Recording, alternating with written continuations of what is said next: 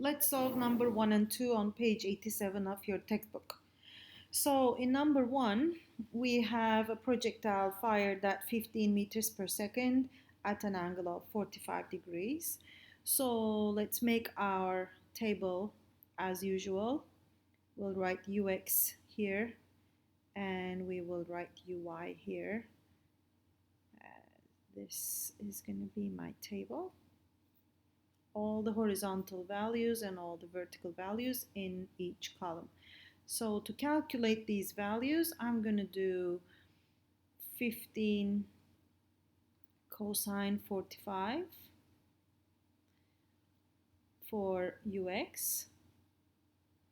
Well, when the angle is 45, you should really see that the ux and uy will be equal, because it's going to be an isosceles right triangle. So sine 45 and cosine 45 will be equal values. So I will simply do that, either sine or cosine. This will give you 10.6 meters per second. So let's put that number here. Now that we know the initial velocities, let's write our acceleration so that we have our table complete. We know the acceleration in the vertical is always downward 19.81 meters per second square, and we know that there is zero acceleration on the horizontal. The displacement along the vertical is, well, overall for the whole motion from this point, it's being displaced downward 25 meters. So that's in the negative direction. I'm going to use that as 25 meters, negative 25 meters. We don't know the displacement in the x, so I'll just leave that as a question mark. That would be that if the question was asking. So what is the question asking? First, we want to point a point P on the diagram, which is the point right here. At point P, draw arrows to represent the acceleration of the stone, label this A, and the velocity of the stone, label this V. So draw and label means this. First, let's see the acceleration. We know the one and only acceleration is gravitational acceleration, which is always downward. No matter where you are looking at the mass that is moving at the Earth's surface, acceleration, as long as air resistance is negligible, the only acceleration which actually represents the force, the one and only force acting on this mass, is that. So you draw an arrow and label it A, because that's what the question says.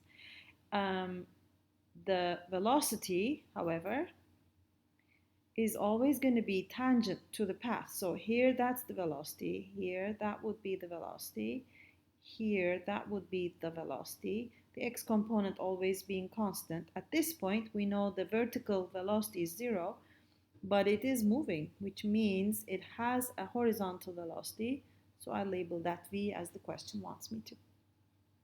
That takes care of part A. Now part B says determine the speed with which the stone hits the sea.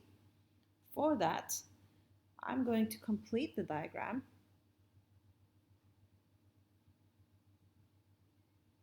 to something like that. This is the moment it hits the sea. Like I said before, the velocity will be tangent. So it will be something like that. We're looking for this. We should see that it has an x component, final, and a final y component.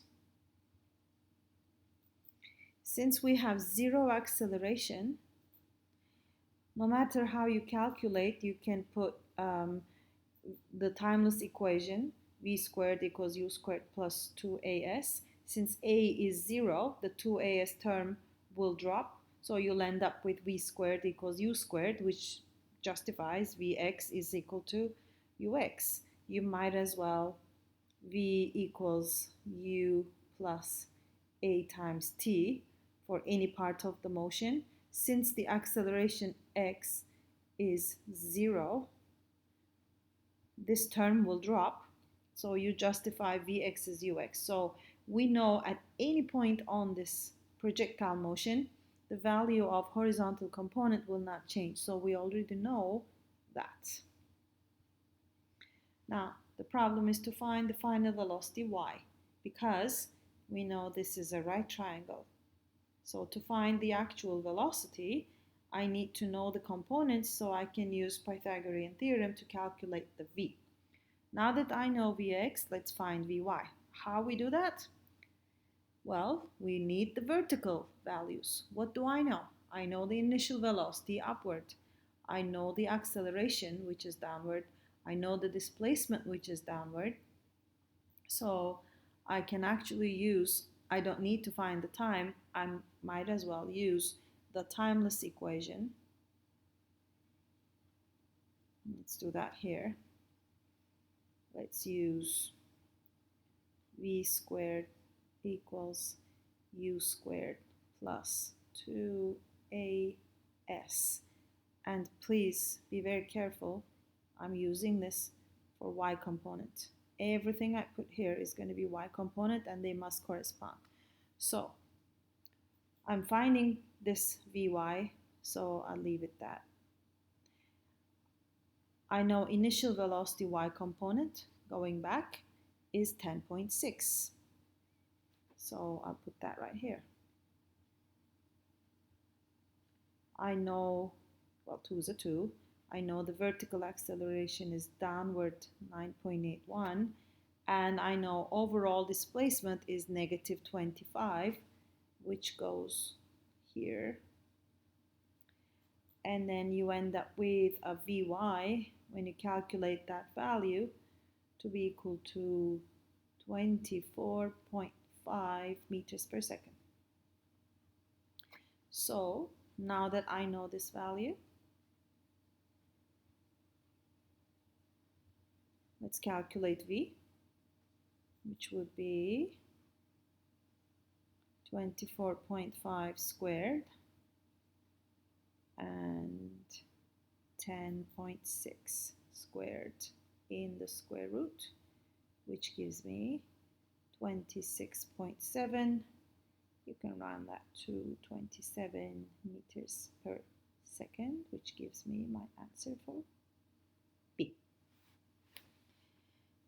Moving on to number 2.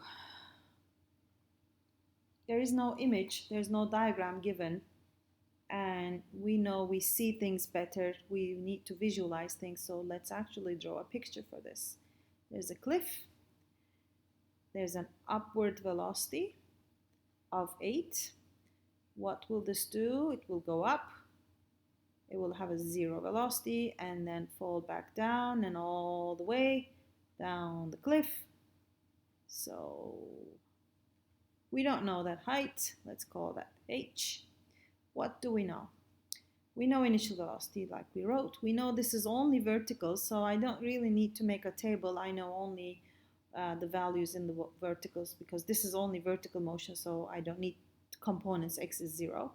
So let's say we have u, y is upward 8. We know the acceleration is downward 9.81. And we know the total time from leaving Antonia's hand hitting the sea is 3 seconds. So if this is t equals 0, all that time at this moment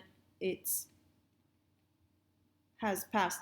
3 seconds has passed. So this is all we know. And at the top we know that v equals 0. Let's put that there. We know v top is equal to 0. Just to have our table complete, let's say t total is 3 seconds. Now, a big warning here. These two do not go together, because we are given the total time of 3 seconds, which is when the mass reaches the bottom right here. If you use the final velocity to be 0, that's another moment in the story. So always think about the story when you use formulas. V equals 0 at some time t, but t equals 3 is this moment where v will not be 0. So these two numbers can never go into the same formula. Now, part I, the maximum height reached by the stone. To find AI, we can use the timeless. V squared equals u squared plus 2as. So I'm looking at the top. At the top, this is 0. I know initial velocity is 8. And then that would be 2. That would be our acceleration. And the displacement, I don't know, so I will leave that as s. Well, that's what it's asking. So I'm finding maximum height. I'm basically finding that s. So 64 divided by 19.62 gives me 3.3 meters as the displacement. AII is asking to the time taken. So now we're asking for the time to reach the top.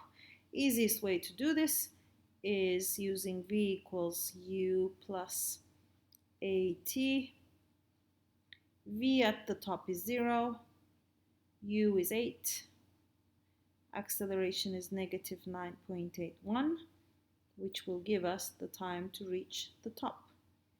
So the time to reach the top, we find that to be 0.8 seconds. I find 0.82, but I didn't write it in this. Okay, part B is now asking for the height of the cliff, so we're now looking for that height. What we can do is to split the motion.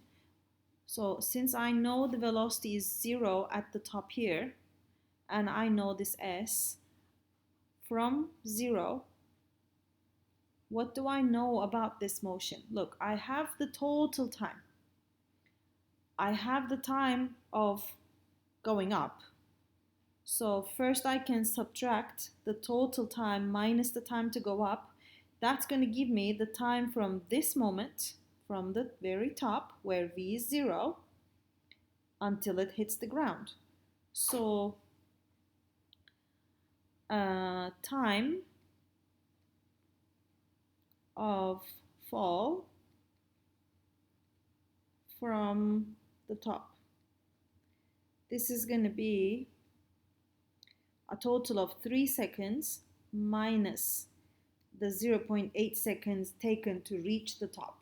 That gives me 2.2 seconds all the way from this point to that point. So that takes 2.2 seconds, and this takes 0.8 seconds from the beginning. Well, yes, total is 3 seconds.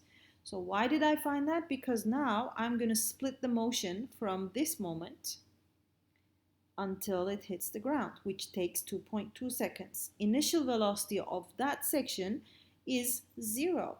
So to find that total height all the way for that displacement, I can use s equals ut plus 1/2 t at squared, where u is 0. S is going to be the total height of fall within 2.2 seconds. So this is going to be 1/2 a t squared. This is going to give me 23.7 meters.